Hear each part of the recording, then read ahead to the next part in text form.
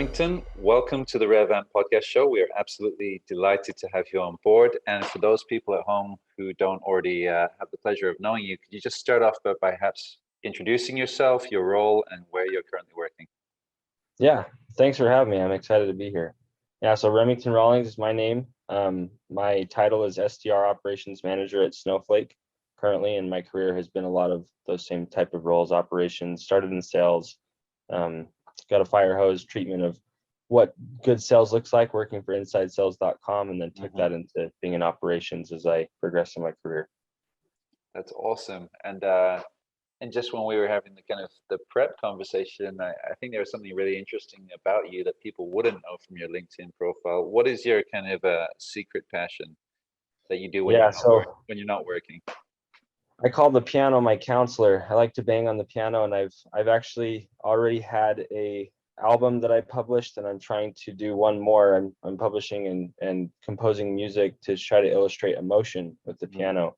So the current song I'm working on is Courage, and the ones I've done are Resilience and also Depression, and just trying to show, that experience of emotion through music. So something I love to do. That's really awesome. I really appreciate that. And probably now that you're moving home, you'll be one step closer to the piano man himself. Elton John, I think, is out there in the California area. But kind of pivoting from that to your prior experiences, which I think a lot of people will benefit from. Workfront, you were there for a while. You started off not necessarily at the top of the pyramid or the food tree, but maybe just talk about your starting point within Workfront and how that took you into operations. Yeah, so when I was at Lucid Chart, I really wanted to get into operations. I had a mentor that told me if I ever wanted to be an entrepreneur, I needed to understand business. And one of the best ways I thought I could do that would be to get into operations. So I went to Workfront, where I knew one of the leaders there, Justin Hyatt, and just got on as an SDR, as a top performer. I got the MVP award there and set a lot of appointments, made a lot of progress in building pipeline with big companies, and decided this would be a good chance to try to scale that across the rest of the org. So I got promoted into what they called a DSR Operations Manager, because DSR was their digital sales rep. That's an SDR. And started running all the tech for the SDR team. And then those responsibilities kind of snowballed, and I ended up having a lot more responsibility as time went on there. But yeah, it was a great experience, and getting that start as an SDR helped me understand a lot more about exactly what they were selling and why they were selling it, and all those different pieces that sometimes are hard to learn as a RevOps person.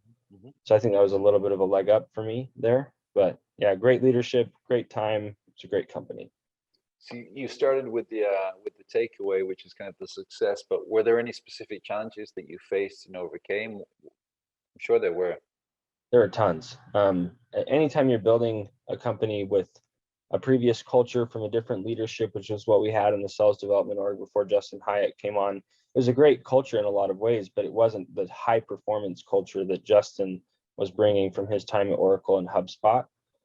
So when he came on, he really wanted to try to make a big difference. And I stepped into the operations role about a year into his time, right as he was getting the personnel in place from a leadership perspective and trying to clean up the org from a rep perspective, and then institute processes, develop his relationships with other stakeholders in the org.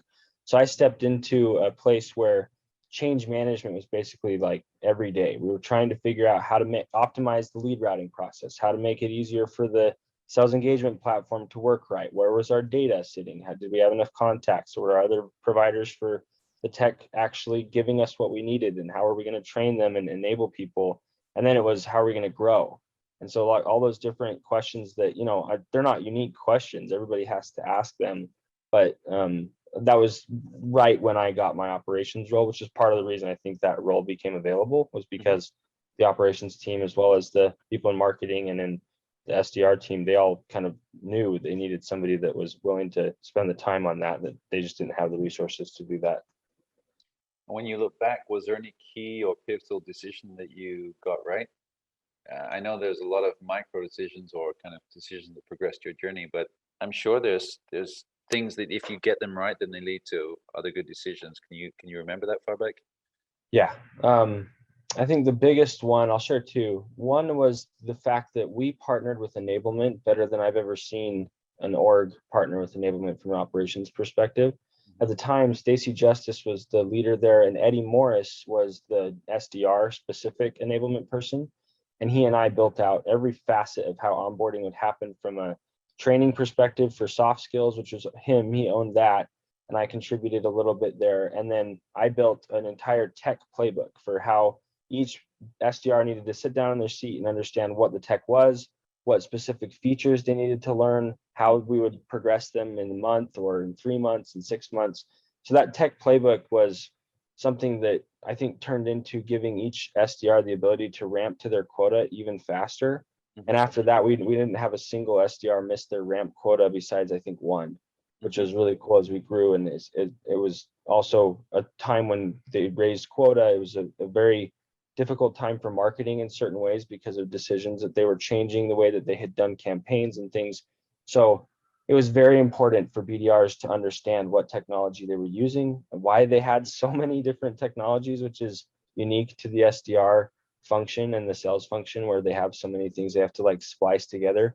But we saw kind of a culmination of SDRs being smart people that were hired, obviously, but then the enablement side, training them, here's how you make calls, here's how you send emails, here's our value prop, here's the personas, and now here's how you turn that on into an engine that runs really, really well. And that was my job, to optimize the back end of the engine so that when we did train them on how to work things, the Salesforce fields and the reports and the outreach configurations and the Zoom info data that was being pulled in, as well as all those other pieces with LinkedIn Sales Navigator and Gong and call coaching, we brought that into every SDR's mind, at the forefront of their mind, to help them understand, like, if you master this technology and you know the personas, there's nothing that can stop you because we have a great product.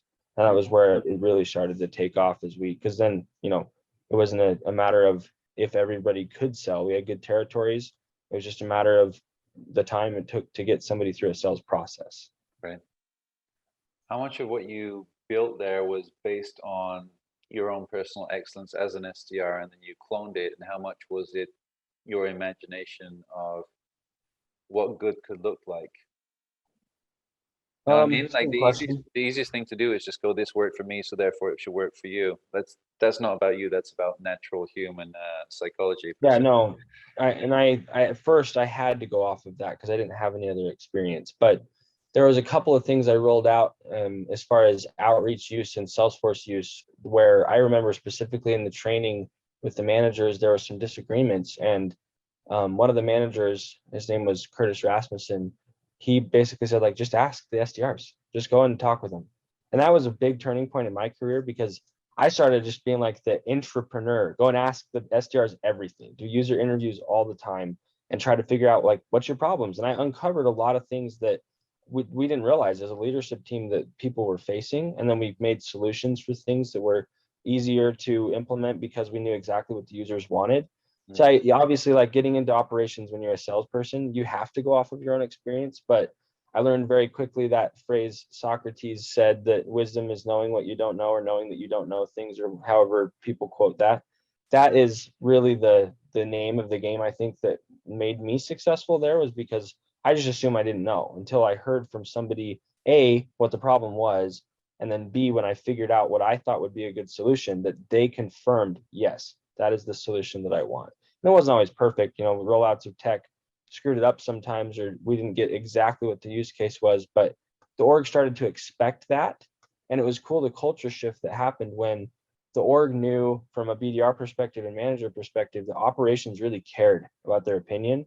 So they were willing to bring things to us that seemed like enigmas, problems they couldn't solve, but they knew we were going to listen. So we got way more feedback than we would have had we just been like, this is how we're doing it, shove it down your throat, which is how a lot of, I think, RevOps people make the mistake of thinking they know better, and they really could just ask their users.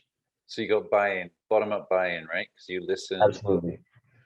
And then you probably communicated well. I always come back to this theme of, even when you're rolling out new things, if you roll it out but the communication isn't solid, then things don't take off. So what was your method of communicating back to them that this was from them, this was kind of their initiative, and you're delivering or deploying or fulfilling that need? What was your kind of go-to method? Was it kind of you went to their team lead, their manager, and then they communicated individually? Was it like stand-up meetings? How did you stay agile, I guess? We had a lot of different methods for that. One was a Slack channel where we gave little updates if it was things that were just, clear to read and action from there. We also had enablement trainings on a specific calendar, and I would take a little bit of time at the beginning of that Eddie would give me, since he and I were partnered on what we were training on and how that worked. But I think the biggest impact is that one you mentioned, I was part of the management team. So I did kind of a dotted line reporting to the VP of account development, which is Justin Hyatt. He's still there right now. And before they got acquired by Adobe, there was basically 6 managers and me all reporting to 2 directors and Justin. And that process of working together made it easier for all the different findings that I came up with and the solutions that I tried to enact with our sales ops team. We just went to the managers and said, you need to go to your team meetings and focus on this. I can join your team meetings for these ones because these are hard things.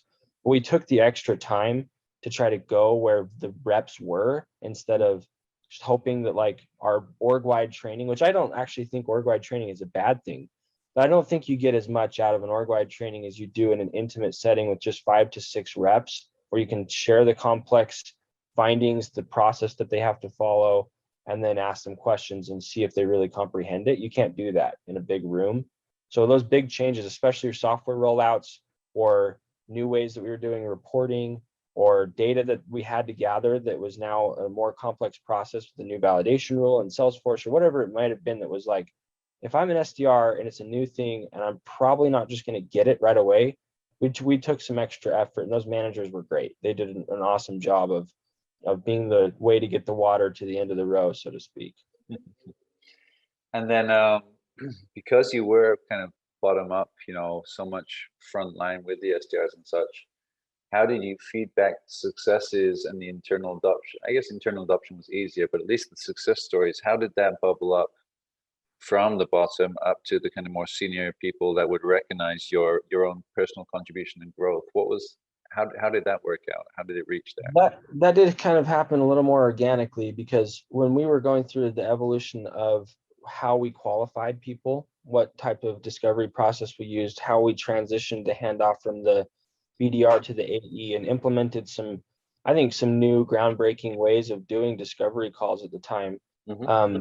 That involved getting a consultant involved to kind of share more about what best practices in the industry were, to analyze and do an audit of our internal processes, both rep side and tech side. And so I was called to the forefront of that with our sales ops leader, Curtis Holmes, who kind of just said, like, I need you to be a resource for them on this. Can you help them? So that ended up leading to me being in a meeting with the CEO, Alex Shootman, and the VP of sales, Carl Cross. And I got to like share my opinions with these consultants that we obviously paid a lot of money for, but I had a seat at the table as an SDR manager, SDR Operations Manager, to share. I think this is, some important context that you all would benefit from as we're making this decision. And that led to me being part of the project plans that were ultimately how we changed the face of what we're doing in the buyer's journey, which I thought was really special and an awesome opportunity to be a part of. It was obviously nice of them to let, a newer operations person be a part of that. But I did know a lot about how Workfront had been prospecting and how it needed to be adjusted. So that's how it ended up getting to the top. And then that visibility was obviously something that sparked a lot of other conversations for other projects that I got to be a part of while I was there. The part that speaks out there is obviously humility when going back to the SDRs earlier in the process, and then humility to sit at the table and give people the context rather than the solutions of this is what you need to do. Like in both cases, it was the humility that probably spoke the loudest, both at the bottom of the food chain and at the top, which is great. It's great to see that good, strong values like that have probably progressed you forward rather than been a disadvantage. I'm kind of happy to I hear. agree. I think that I definitely came into it with the humility to ask those questions the right way. And I learned more humility by working with those leaders who helped me understand executive presence better, which is something that I had to progress at. But certainly humility is like, I think, the pinnacle attribute of any good RevOps person, because you may know the answer, but it doesn't matter. If everybody else doesn't agree with you, then you're just the ops person. But if you can get buy-in I always say people buy into that which they create. And the easiest way to do that is to be humble and act like you really need their opinion, which you do. Then answers start to flow. People want you as part of their projects. They like to work with you. And I've learned that the hard way in certain cases, but definitely have brought that attribute to the table as well. Well, the good news is there's a lot of thought leaders out there in the world who also agree with you that the getting buy-in is a huge part of that success story. I mean, there's marketing companies that have user-generated content, right, which outperforms some of the best creative ads campaigns in the world. So you're definitely on the right track with all of that.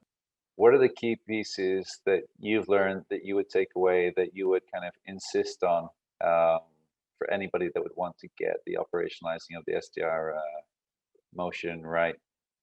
Is there an easy way to succinctly summarize that? Maybe in a way that people don't like to hear because it's not a simple answer, but it's actually that I think RevOps and especially the sales development team is an industrial complex. There are so many moving parts that all touch one another.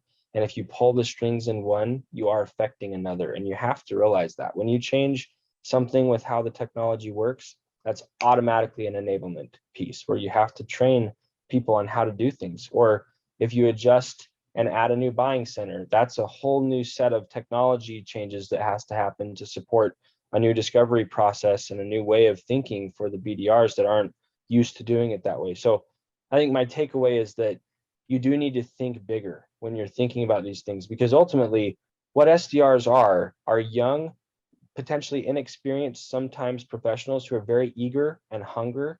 They have the hunger to try to succeed in their role. They're the bridge between all the marketing spend that's happening and the organization that closes the deals so that revenue can come to the company. And these are very young people that we're trusting with the first conversation, the tip of the spear.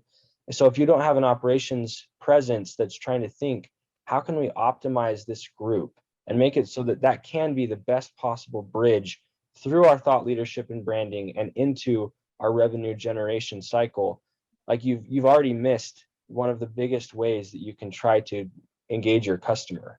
So I think the biggest takeaway is there are so many thought leaders out there that I learned from.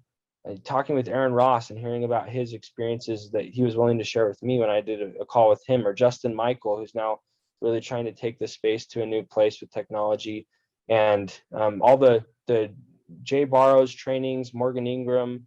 I mean, there's no shortage of resources for people who have done this and done it well. It's just a matter of you investing the time to learn it and realize that, like, maybe I don't know everything. Maybe I don't know exactly how SDRs fit in.